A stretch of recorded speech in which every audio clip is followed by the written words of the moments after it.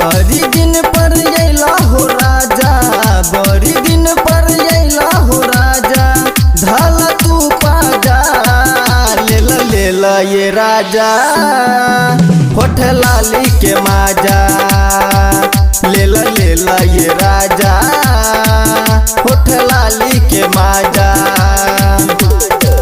बड़ी दिन पर अइला हो राजा, बड़ी दिन पर अइला हो राजा, धल तू पाजा लेला ये राजा, होठ लाली के माजा लेला ये राजा, होठ लाली के माजा।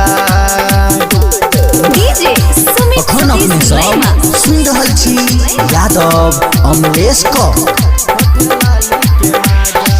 तोहरे लह रखले बानी अपन जवानी हम हो, हम के खिला दे राजा तो गनवाई दम हो, तो गनवाई दम हो, तो गनवाई दम हो। कटेला दांत भीरा का ये राजा, कटेला दांत भीरा का ये राजा, मन बाटे ताजा लेला ये राजा, होठ लाली के माजा लेला ये राजा, होठ लाली के माजा।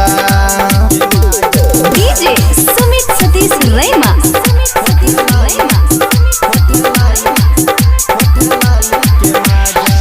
चोलिया से चुअत बाटे टप टप मोर पानी हो, हम के पिया दे राजा तब होई मन मानी हो, तब होई मन मानी हो, तब होई मन मानी हो। संजय अमल से कमर दबाई, संजय अमल से कमर दबाई, छोड़ के तू ना जा लेला ये राजा, होठ लाली के माजा लेला ये राजा, होठ लाली के माजा।